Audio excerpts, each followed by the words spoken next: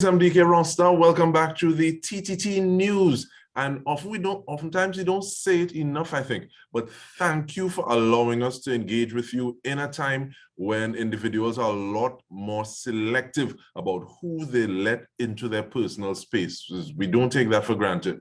But with that in mind, we are paranging in the pandemic with acting PRO of the Parang Association of TNT, Joanne Briggs. It is time for In-Depth with me, Dike Rostant.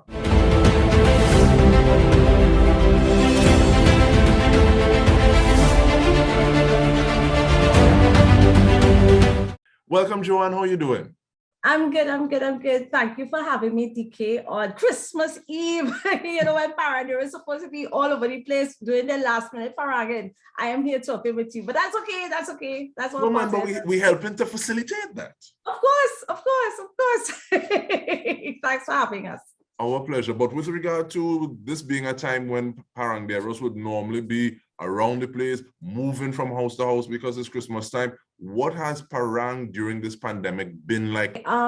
Well, we have been challenged in a way because this was going to be the second year that we have been at home per se, not been able to go from house to house. I think this year we got a little wiggle room that we were able to do some events. For example, Portpin Paranda, which was a live event hosted by the National Parang Association in November, where patrons were able to come into a safe setting and actually see live performances by paranderos.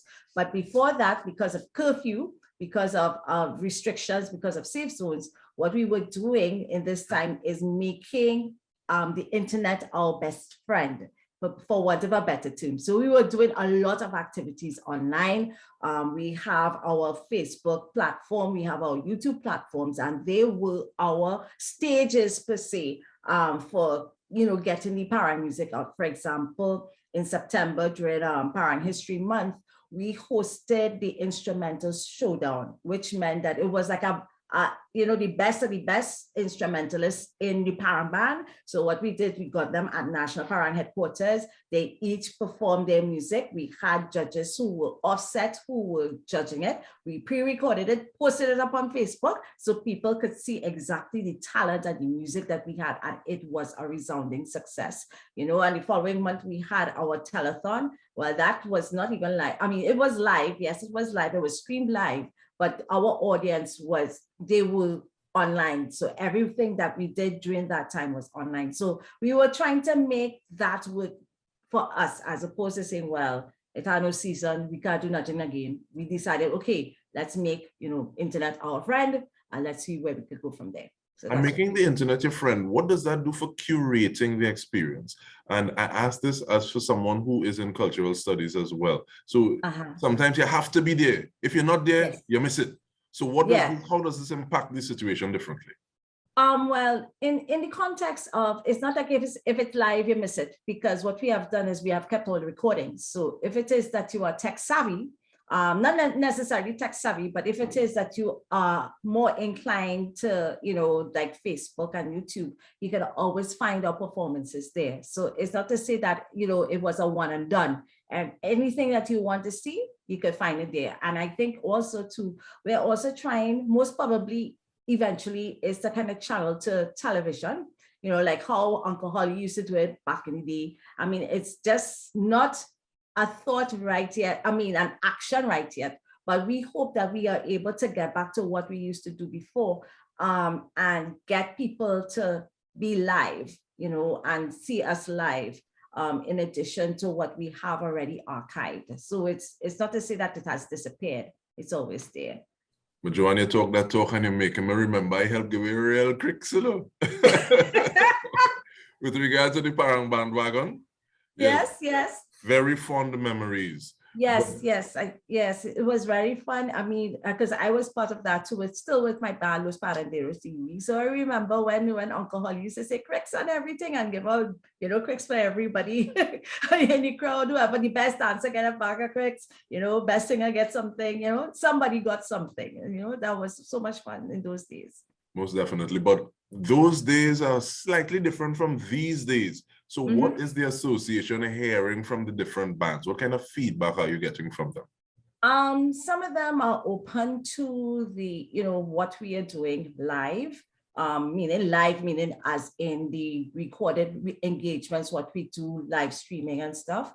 And, the thing about it is that the Parang Association comprises different generations of paranderos. So you have the young ones who would say, yeah, man, we go in on Facebook to watch it and would engage, right? And then you have the older ones who say, but I know nothing about Facebook. I want to see live parang music. So there would always be that kind of tension that we will have between, the different age groups. But we try to engage as much as possible to make sure that we get an even keel, for want of a better term, so that everybody has a different platform and a different space by which to perform. And with that in mind, where does the association find itself right now in terms of its main focus? What is the work of the association, especially in a time like this? Well, the work of the association is to make sure that we are forever present, that people do not forget that that parang still exists, because people still come up to bands and say, oh, they're still playing, and we kind of like say, well, yeah, we are still here, and I think this year the thrust was to make sure that we had a presence in the public domain. I mean, the activities that we did were like, we were moving, at a pace. So every month there was an activity just to make sure that we mark that spot to say, listen, the National Parang Association in its 50th year is not dying. We are moving forward. It's just that we're taking different strategies by which to move, into a different level of engagement and, ensuring that the art form remains what it is, and not consumed by soca parang. And Joanne, I want to apologize once more to my colleague, Mahalia Joseph Wharton, because talking about different platforms, I see all you have TikTok challenge, what was that about? Yeah, so what we try to do is try to engage, because everybody think that parang is for the old folks, how people have this concept of parang is for no teeth parang, fellas with no teeth, who like to drink plenty, and they can play 3/4 and a quattro and say that is parang, but that's not parang. So when we went on the TikTok platform, it was a way by which we can engage the next generation, because it is a next generation platform. And if it is, we do a traditional song like Rio Manzanares, at least we could have received or some kind of interaction from, the younger paranderos or people who are young at heart who are on TikTok, because, TikTok is not only for the young people. It's have some people who say they're young, but, in inverted commas, right? But will still participate. And that was the whole objective, is to make sure that we spread it all around and not just on Facebook, but we could get a next generation, the millennials, Generation Z, or whatever generation, the alphabet they have reached. I have lost count. But to know that they can also be participated in, and there are some talented young paranderos too. If it is, you follow them, if you find them online, you see how well they are able to create music or create their own songs, play the quattro, and they're very deft musicians. So TikTok was one way by which we could have gotten them in to say, well, here, try your hand at this and let me see what you can do.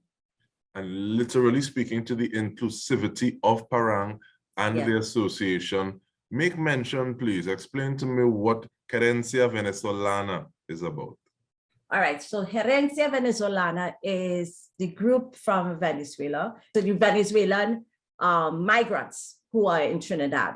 So they create this space within a space in order to be, to find some kind of a stability or some semblance of what it is like to be at home in Venezuela, right? Because, around this time too, you have bands who sing parang, but their parang is different from our parang. So they have paranda, we have parang, right? So, there's a difference between the two. And we also have to look at the connectivity. because it goes all the way back to when the cocoa pioneers used to work here in Trinidad. The Venezuelans used to work on the cocoa plantations, right? And they brought the parang here, and it transformed to what we know as parang today. So it's just like it has come full circle for Herencia Venezolana, that we have a group of Venezuelan migrants who may be displaced, but found a space within here to be able to celebrate the Christmas, celebrate their culture the way it is, and have that connection with us in Trinidad. So like, for example, when we had Por Fin Faranda, I keep on referencing that because that was our only live performance that we had for the year. But at the same time, it was like what you said, inclusivity, because they were also included in the performances. So they got their time to perform how they present the paranda, to the audience. So they got a chance to celebrate Christmas as well with us. All right, but I want to push back a little bit, Joanne, because you're saying that Venezuelans or Herencia Venezolano, they have paranda, while in Trinidad and Tobago, we have parang. But a little birdie, tell me about a song named Paranda Dulce. But on that, on the other side of the break, we are speaking with Joanne Briggs. Stay with us.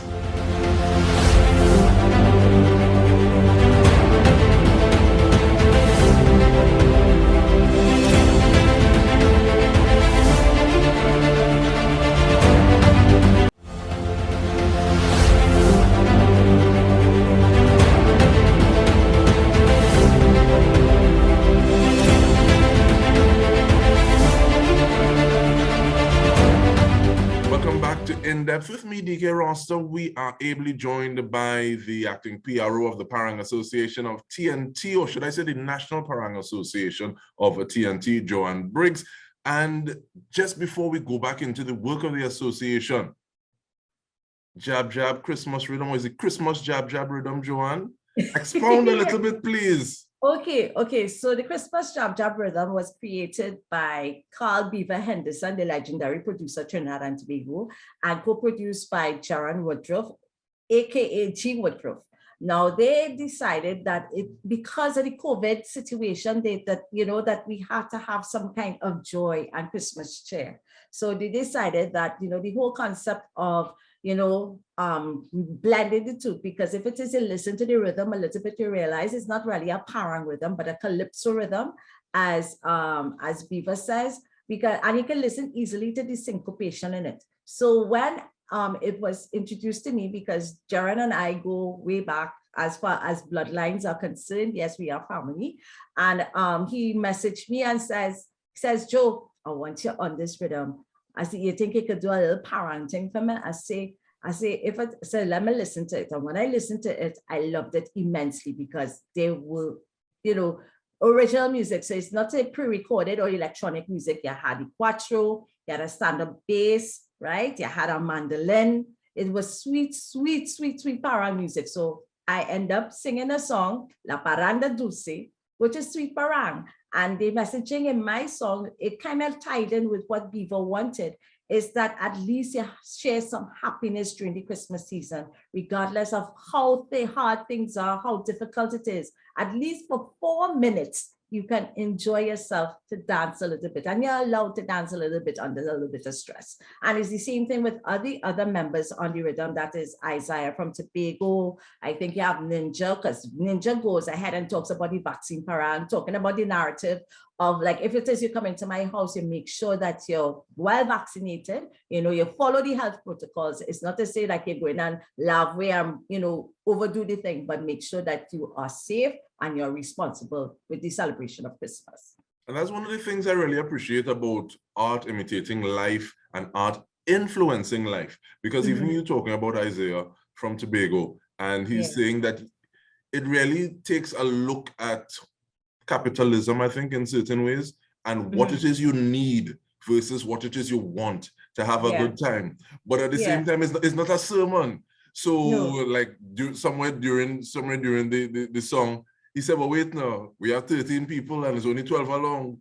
Uncle Joe, you have to go back home. You have to go back home.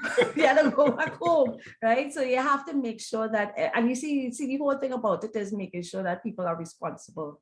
And I think that is the most important thing. And we could say it in such a way that, that you can enjoy the message, you know, as opposed to saying, you know, as opposed to kind of like giving you the militant kind of thing. You can't stay here, you had to go home. You know, at least he could enjoy the music. If his Uncle Spencer had to go home, at least he could chip home listening to the song too now, you know, as opposed to, you know, getting vexed because while they kick him out, he could still chip all the way back home with the music, you understand? So those kind of things that, you know, that we are creative with. So, you know, you have different elements of it. So for me, as a parandera, you know, even though I'm singing soca parang, I try to maintain the two, kind of bridging the two now, because, you know, people say that how, you know, particularly paranderos say, but why, what is soca parang, that kind of thing, you know, because, you know, there's the other side of it, the beef that we talk about often is the double entendre, right? And I think in this case, I was able to kind of say, well, you don't have to do that to have a good, sweet parang soca song. I mean, Crazy did it, Singing Francine did it, Marcia Miranda did it, you know, so it's part of that example that I was able to write the song as well. And I think Isaiah Ninja too, because, you know, that's the spirit, you know, to celebrate and give joy. Giving joy. And you spoke about making that bridge. And do you think this song adds to those in the lineage that you would have just called, or that helps to whet people's appetite a little more and say, hey, let me look at this straight ahead parang a little more and see what there is, and bring a little more, a different audience into it? Yeah, because I think that is was also in the back of my head, because the lyrics are not very complex in the sense that it is in Spanish, yes, but there are words that you can pick up so that you can enjoy it. Not to say that, you know, if somebody gave you a whole line of parang, they say, but I don't understand that. You know, that language barrier can be dissolved a little bit by immersion of some simple words, you know, that people could understand. Okay, she says she toko, I playing something, I toko la guitarra, I playing the guitar. But it doesn't mean that I'm going to go to play the guitar, because people might think that too, right? But it really is from the verb tocar means to play. So, you know, those kind of things people might, even if it is it did form one Spanish, it might just come back to you and say, oh, yeah, I remember that, paranda, simple word. People say, yeah, that's parang she's talking about, right? So, you know, simple words that would encourage people to say, well, yeah, let's try the parang again. It don't have to be that complex, but if it is that they could start there, they could take themselves to another level and probably challenge themselves to another level to understand. So that is where it starts, you know, from the simple building blocks and then move forward. And that's one of the things that I'm thinking about, because English so grabby anyhow, that there's so many words that exist outside of the English lexicon that have been absorbed. So guitarra is not a stretch of the imagination to say, well, guitar, the woman talking about. And people know cuatro, right? It says, you know, they know what a cuatro is. They know what a marax is. Or even if I say toca la maraca, right? Toca la maraca, they know what a marax is, right? So you say simple things like that, they would understand. When I say vamos a gozar, they know that means that we go in and enjoy ourselves. If it is, I say vamos a bailar, everybody know baila. So simple words like that would make that connection to say, oh yeah, they're a Spanish man. Yeah, and they would understand it. And if they are intrigued, they would listen more, you know? So that is the whole objective. Well, part of the objective of the song. And with that objective, in terms of making that bridge, I want you to give us a little more access to the association, please, in the 2 minutes that we have. The association, how it is we contact. And I also heard there's a parang orchestra, please. Yes. Okay, so let's start with the parang orchestra first. Okay, so the Orchestra Nacional de Parranda de Trinidad y Tobago. Yes, that's a real tongue twister there. The National Orchestra of Parang Orchestra of Trinidad and Tobago. They are having their launch on the 2nd of January, I believe, at Naparima Bowl. So this is where we are introducing another side of the parang to show how well we are versed or versatile in music, right? That means that we are taking parang music and bringing it into a different sphere.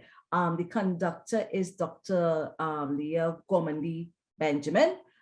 She is the conductor for the band, right? And the band comprises musicians as well as seasoned paranderos. So you will get that mixture of musicians, and of course paranderos are musicians too, because some of them do read music, right? And music is scored. So you will get a different, you know, outlook as to how we present ourselves, right? So that is the orchestra. For NPAT, you can find us on Facebook. You can find us on Instagram and NPAT Official. The same thing, the National Parang Association on Facebook. And if it is you're looking and you say, oh yeah, I know Joanne. Yeah, maybe she can help me out and you wanted to contact me directly, you can always check, send me a DM on my Facebook page. That is not a problem. But the official pages is the National Parang Association of Trinidad and Tobago, as well on Facebook, and NPAT Official on Instagram. So and with that, we want to wish you a blessed Christmas and season and a safe one as well. Joanne Briggs, acting PRO of NPAT, the National Parang Association of Trinidad and Tobago. And on behalf of the entire TTT News team, thank you for joining us. Have a blessed one. Okay, bye.